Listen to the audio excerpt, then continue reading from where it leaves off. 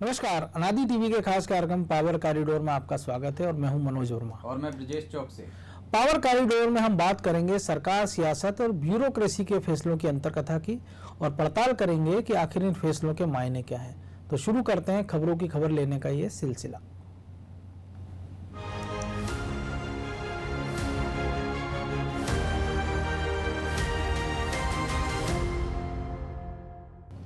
मध्य प्रदेश के डीजीपी विवेक जोहरी 5 माह बाद रिटायर होंगे, लेकिन उनके विकल्प की तलाश और चर्चा अभी से शुरू हो गई है। दिसंबर के अंत या जनवरी के पहले सप्ताह में सरकार ये कार्यक्रम करने वाली है और 3 नामों का पैनल बनाकर संघ लोकसेवा आयोग को भेजेगी। इसके लिए सरकार भी सक्रिय हो गई है और दावेदार भी। पिछली बार जिस तरह डीजीपी के सेवा काल में वृद्धि की गई, उससे वे दावेदार भी अभी से गणित बिठाने में लग गए हैं, जिनका अगले साल ही रिटायरमेंट है। वे भी चाहते हैं कि जोहरी की तरह उनकी भी लॉटरी खुल जाए। हालांकि डीजीपी का चयन 1987 और 1988 बैच के अफसरों में से करना होगा, जिनमें 87 बैच के सुधीर कुमार सक्सेना, पवन जैन, राजेंद्र कुमार मिश्रा और 88 बैच के अरविंद कुमार दौड़ में शामिल हैं। सूत्रों की माने तो 3 लोगों की पैनल में सक्सेना, जैन और कुमार का नाम जा सकता है। सक्सेना प्रबल दावेदार है क्योंकि मिश्रा का कार्यकाल महज 6 माह और जैन का 16 माह का कार्यकाल बचेगा। उन्हें डीजीपी बनाने पर सेवा वृद्धि करना पड़ सकती है। तो इसी खबर पर चर्चा करेंगे हमारे सहयोगी ब्रजेश चौकसे के साथ। ब्रजेश जी, कैसे क्या देखा जाए, क्योंकि पिछली बार जब डीजीपी की नियुक्ति हुई थी कांग्रेस शासनकाल में भारी हमने देखा था, विवाद हुआ था, नए तरीके के आदेश जारी किए गए थे राजेंद्र कुमार के लिए। हालांकि बाद में फिर विवेक जोहरी को डीजीपी बनाया गया। अब उनका कार्यकाल पूरा होना है और जिन अफसरों की हम चर्चा कर रहे हैं, तो आखिर वो रेस में क्यों शामिल है? देखिए मनोज जी, जिस तरह से पिछली बार का डीजीपी का कार्यकाल रहा है, विवेक जोहरी जी की जो नियुक्ति हुई, कमलनाथ ने जाते जाते उनकी सेवा वृद्धि कर दी थी, क्योंकि डीजीपी की जो नियुक्ति है वो 2 साल के लिए होना चाहिए, ऐसे सुप्रीम कोर्ट की गाइडलाइन है। और कम से कम उनका कार्यकाल जिनकी आप नियुक्ति कर रहे हैं 6 माह बचा होना चाहिए।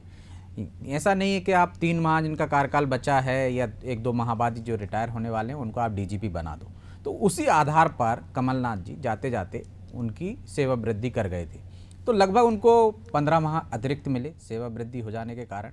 तो बाकी जो दावेदार थे वो उनका मतलब दौड़ से बाहर हो गए, क्योंकि उनके बाद यदि वो 84 बैच के थे डीजीपी विवेक जोहरी हैं, और उनके बाद 85 बैच में पुरुषोत्तम कुमार शर्मा का नाम आता है जो सस्पेंड चल रहे हैं। उनके पास भी लंबा समय है, अभी 2-3 साल की उनकी सेवा बची हुई है, लेकिन वो दौड़ से बाहर हैं।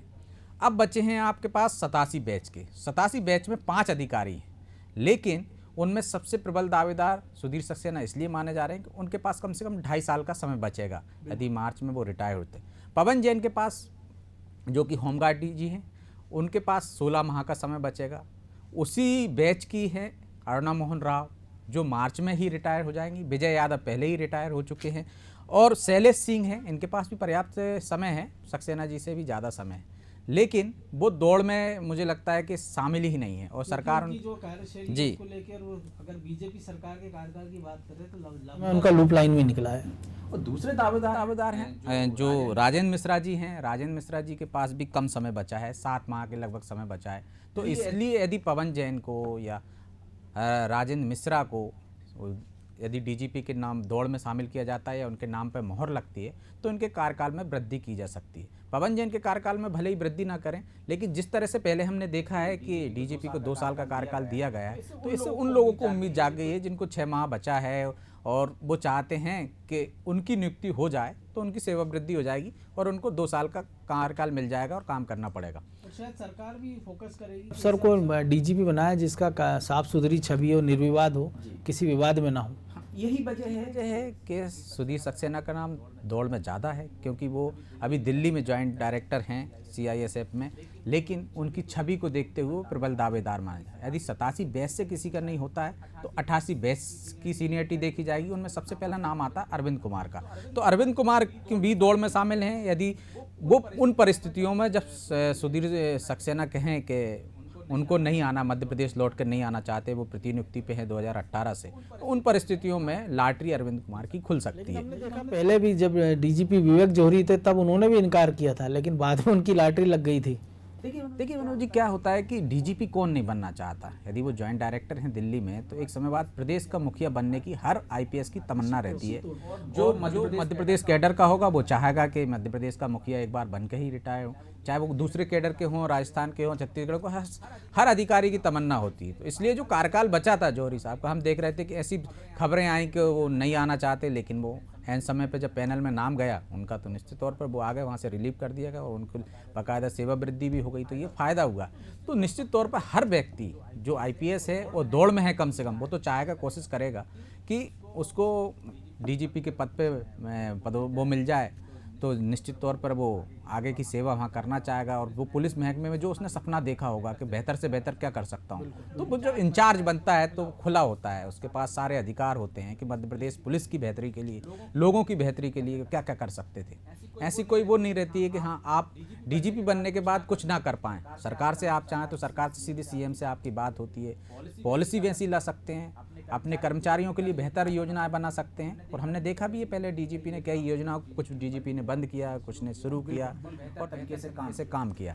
तो इस कारण अब चर्चा इसलिए हो रही है क्योंकि संघ लोक सेवा आयोग को भेजा जाना है। दिसंबर या जनवरी के प्रथम सप्ताह में प्रस्ताव जाएगा, 3 लोगों की पैनल जाएगा। तो हर व्यक्ति चाहता है, हर अधिकारी जो 87-88 बैच का है, कि उनका दौड़ में नाम चला जाए और हो सकता है मोहर सरकार लगा दे तो सरकार के करीब जाने की कोशिश हो रही है और दिल्ली तक दौड़ लग रही है। दिख रहा है ना कि अब 2023 का जो चुनाव होगा तो वही नए डीजीपी जो भी रहेंगे वो कराएंगे। फिर नगर निगम के चुनाव है, नगरीय निकाय अगर चुनाव होते हैं अगले साल की बात है, या पंचायत चुनाव की बातें हो रही हैं, तो इसीलिए शायद अधिकारी, मुख्यमंत्री या सरकार सोचती है कि ऐसा अफसर बैठे जो सुलझा हुआ और जिससे उसकी ट्यूनिंग अच्छी हो, ताकि कोई विवाद ना हो। क्योंकि हमने पिछली कमलनाथ सरकार में देखे थे विवाद।